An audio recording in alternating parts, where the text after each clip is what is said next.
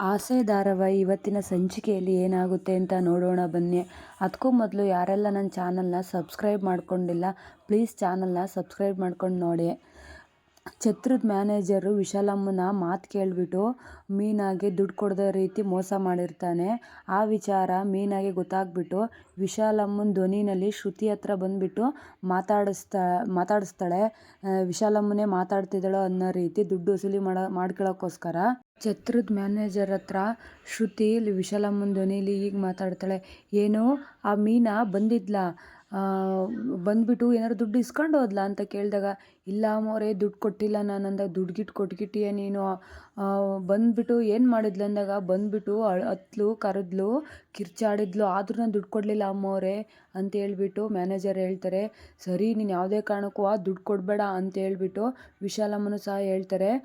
ಅಲ್ಲ ಅಮ್ಮೋರೆ ನನಗೇನಾದರೂ ಮೀನಾ ಪೊಲೀಸ್ ಅಂತ ಏನಾದರೂ ಹೋದ್ರೆ ಅಂಥೇಳಿ ಭಯ ಆಗುತ್ತೆ ಅಮ್ಮೋರೆ ಅಂತ ಅಂದಾಗ, ಅದೆಲ್ಲ ಏನೇ ಆದರೂ ನಾನು ನೋಡ್ಕೊತೀನಿ, ನೀನು ಭಯ ಪಡಬೇಡ, ಯಾವುದೇ ಕಾರಣಕ್ಕೂ ದುಡ್ಡು ಕೊಡಬೇಡ ಅಂತ ಹೇಳ್ತಾಳೆ. ಮ್ಯಾನೇಜರ್ ಹೇಳ್ತಾನೆ, ಅಮ್ಮವ್ರೆ ದುಡ್ಡು ಕೊಡೋಕ್ಕೆ ನಿಮ್ಮ ಮನೆ ಹತ್ರ ಬರಲಾ ಅಂದಾಗ, ಅಯ್ಯೋ ಬೇಡ ಬೇಡ ದೇವಸ್ಥಾನ ಹತ್ರ ಬಾ ಇನ್ನೊಂದು ಅವರ್ ಬಿಟ್ಬಿಟ್ಟು ಅಂತ ಹೇಳ್ತಾಳೆ. ಸರಿ ಅಮ್ಮವ್ರೆ ಹಾಗಾದರೆ ಬರ್ತೀನಿ ಅಂತ ಹೇಳ್ಬಿಟ್ಟು ಹೇಳ್ತಾನೆ. ಅಷ್ಟಕ್ಕೆ ಫೋನ್ ಕಟ್ ಮಾಡ್ತಾನೆ. ಮತ್ತು ಶ್ರುತಿ ಕೇಳ್ತಾಳೆ, ಮೀನವ್ರೆ ನೆಕ್ಸ್ಟ್ ಪ್ಲ್ಯಾನ್ ಏನು ನಿಮ್ಮದು, ಹಾಗಾದ್ರೆ ಈಗ ವಿಶಾಲಮ್ಮನ ಹೇಗೆ ಕರೆಸ್ತೀರಾ ಅಂತಂದ. ಈಗ ಮೀನಾ ಕನಕನ ಹತ್ರ, ಕನಕ ನೀನು ಈಗ ಫೋನ್ ಮಾಡಿಬಿಟ್ಟು ವಿಶಾಲಮ್ಮನ ಇನ್ನೊಂದು ಗಂಟೆ ಅಷ್ಟೊತ್ತಿಗೆ ದೇವಸ್ಥಾನ ಹತ್ರ ಬರೋಕ್ಕೆ ಹೇಳು ಅಂತ ಹೇಳ್ತಾಳೆ. ಅದಕ್ಕೆ ಸರಿಯಾಗಿ ಕಾಣ್ಬಿಟ್ಟು ವಿಶಾಲಮ್ಮಗೆ ಕನಕ ಫೋನ್ ಮಾಡಿಬಿಟ್ಟು ದೇವಸ್ಥಾನ ಹತ್ರ ಬರೋ ರೀತಿ ಮಾತಾಡ್ತಾಳೆ.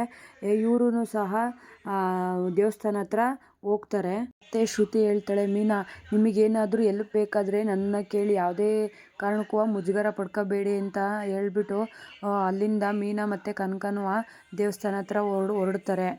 ವಿಶಾಲಮ್ಮ ದೇವಸ್ಥಾನ ಹತ್ರ ಬರ್ತಾಳೆ. ಆಲ್ರೆಡಿ ಮ್ಯಾನೇಜರು ದೇವಸ್ಥಾನ ಹತ್ರ ಬಂದಿರೋದನ್ನ ನೋಡಿಬಿಟ್ಟು, ಅಯ್ಯೋ ಇವನು ಯಾಕೆ ಇಲ್ಲಿದ್ದಾನಲ್ಲ ಅಂತ ಹೇಳ್ಬಿಟ್ಟು ಆಶ್ಚರ್ಯದಿಂದ ಹೋಗ್ತಾಳೆ.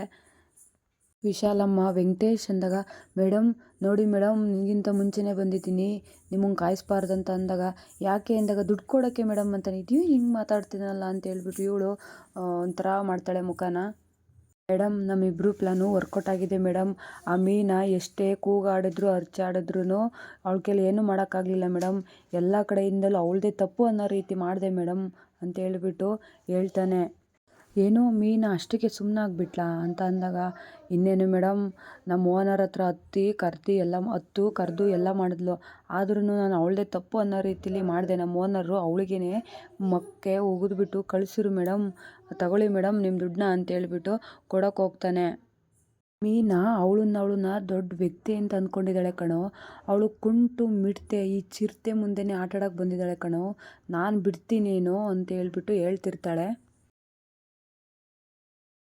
ಮೇಡಮ್ ಮುಗಿಸ್ಬಿಟ್ರಲ್ಲ ಮೇಡಮ್ ಮೀನಾ ಕಥೆನಾ ಅಂತ ಅಂದಾಗ, ಅಷ್ಟರಲ್ಲಿ ಮತ್ತೆ ಮೇಡಮ್ ತಗೊಳ್ಳಿ ಮೇಡಮ್ ದುಡ್ಡನ್ನ, ನಾನು ಹೋಗ್ಬಿಡ್ತೀನಿ ದುಡ್ಡು ಇಸ್ಕೊಂಡ್ರೆ ಅಂತ ಹೇಳ್ಬಿಟ್ಟು ನಾನು ನಿಮ್ಮನ್ನ ದುಡ್ಡು ತರಕ್ಕೆ ಹೇಳಿದ್ನ ಇಲ್ವಲ್ಲ ಮೇಡಮ್, ಹೊಸ ನಂಬರಿಂದ ಫೋನ್ ಮಾಡಿ ಹೇಳಿದ್ನಲ್ಲ ಅಂದಾಗ, ನಾನು ಹೇಳಿಲ್ಲ ಕಣೋ ಅಂದಾಗ, ಮೀನಾ ಅಷ್ಟರಲ್ಲಿ ನಾನು ಹೇಳಿದ್ದು ಅಂತ ಹೇಳ್ಬಿಟ್ಟು ಅಲ್ಲಿಂದ ಬರ್ತಾಳೆ. ಅದನ್ನು ನೋಡಿಬಿಟ್ಟು ವಿಶಾಲಮ್ಮಗೆ ಆಶ್ಚರ್ಯವಾಗುತ್ತೆ. ಏನೋ ಮೀನಾ ಹೇಳ್ತಾಳೆ, ಏನೋ ನಿಮಗೆ ಆಶ್ಚರ್ಯ ಆಗ್ತಿದೆಯಾ ನನ್ನನ್ನು ನೋಡಿಬಿಟ್ಟು, ಎದುರು ಬರೋಕ್ಕಾಗಲ್ಲ ಅಂತ ಅಂತಿದ್ರಿ ಅಂದಾಗ, ಓಹೋ ಕದ್ದು ಕೇಳಿಸ್ಕೊಂಬಿಟ್ಟ ನೀನು ಅಂತ ಹೇಳ್ಬಿಟ್ಟು ವಿಶಾಲಮ್ಮ ಹೇಳ್ತಾಳೆ. ಹೌದು ಅಂದಾಗ, ಏಕೆ ಏನು ಎದುರು ಬರೋಕ್ಕೆ ನಿನಗೆ ಧೈರ್ಯ ಇರಲಿಲ್ವಾ ಅಂತ ಅಂದಾಗ, ಮೀನಾ ಮೇಡಮ್ ರಾಮನು ಸಹ ವಾಲಿನ ಮರೆಯಲ್ಲಿ ನಿಂತ್ಕೊಂಡೆ ಮೇಡಮ್ ಹೊಡೆದಿದ್ದು ಅಂತ ಹೇಳ್ಬಿಟ್ಟು ತೆರಿಗೆ ಉತ್ತರ ಕೊಡ್ತಾಳೆ. ಕನಕ ಹೇಳ್ತಾಳೆ ವಿಶಾಲಮ್ಮಗೆ, ನಮ್ಮ ಅಕ್ಕ ಕಷ್ಟಪಟ್ಟು ದುಡ್ದಿದ್ದನ್ನ ನೀವು ಈ ಥರ ಮಾಡಿದ್ರಲ್ಲ, ನಿಮಗೆ ಯಾವುದ್ರಲ್ಲಿ ಹೊಡಿಬೇಕು ಅಂದಾಗ ವಿಶಾಲಮ್ಮ, ಯಾರಿಗೆ ಹೊಡೆಯೋದು ಅಂದ ತಕ್ಷಣವೇ ಓನರ್ ಬಂದುಬಿಟ್ಟು ಮ್ಯಾನೇಜರ್ ಕಪಾಳಕ್ಕೆ ತಟ್ಟಂತ ಹೊಡಿತಾರೆ. ನಿನ್ನಂಥವನ್ನ ಮ್ಯಾನೇಜರಾಗಿ ಇಟ್ಕೊಂಡಿದ್ದೀನಲ್ಲ ಅದು ನನ್ನ ತಪ್ಪು ಅಂತ. ಏನಮ್ಮ ವಿಶಾಲಮ್ಮ ನೀನು ಒಂದು ಹೆಣ್ಣಾಗಿ ಇನ್ನೊಂದು ಹೆಣ್ಣಿಗೆ ಮೋಸ ಮಾಡ್ತೀಯಲ್ಲ, ಇದು ಸರಿನಾ ಅಂತ ಹೇಳ್ಬಿಟ್ಟು ಓನರು ವಿಶಾಲಮ್ಮನಿಗೆ ಬೈತಾರೆ.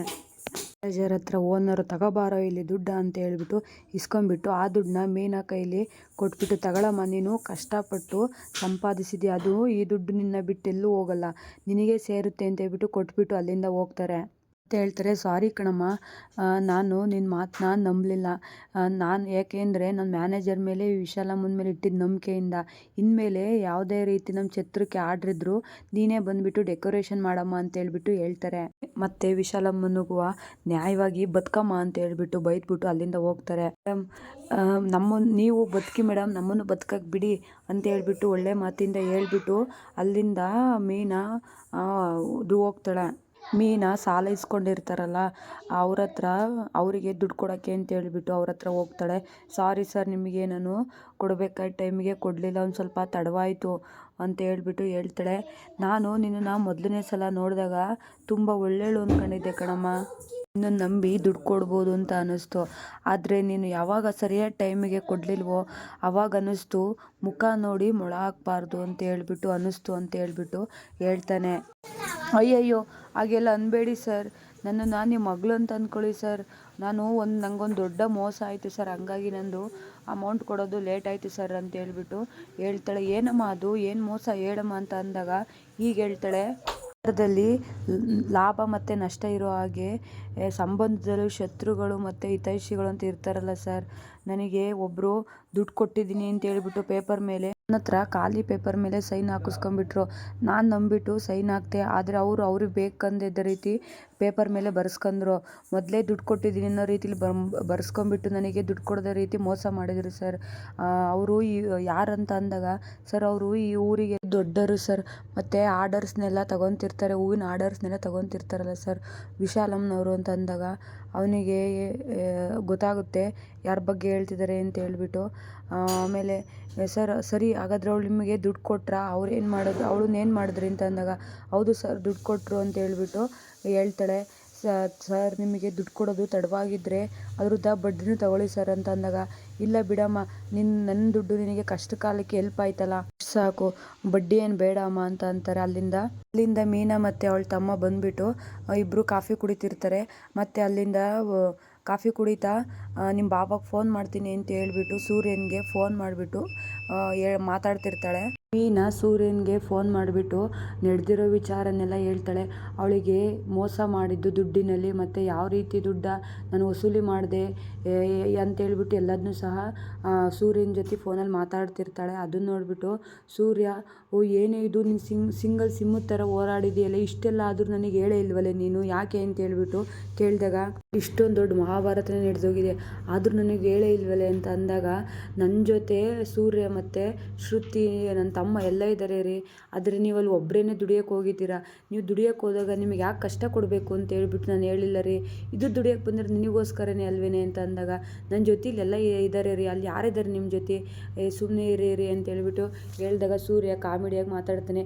ತಡೆ ಇನ್ನೊಂದು ಸ್ವಲ್ಪ ಅಷ್ಟೊತ್ತಿಗೆ ನಾನು ಅಲ್ಲಿಗೆ ಬರ್ತೀನಿ ಅಂತ ಹೇಳ್ಬಿಟ್ಟು ಸೂರ್ಯ ಮತ್ತು ಮೀನಾ ಇಬ್ಬರೂ ಸಹ ಜೊತೆಯಾಗಿ ಮನೆ ಹತ್ರ ಹೋಗ್ತಾರೆ.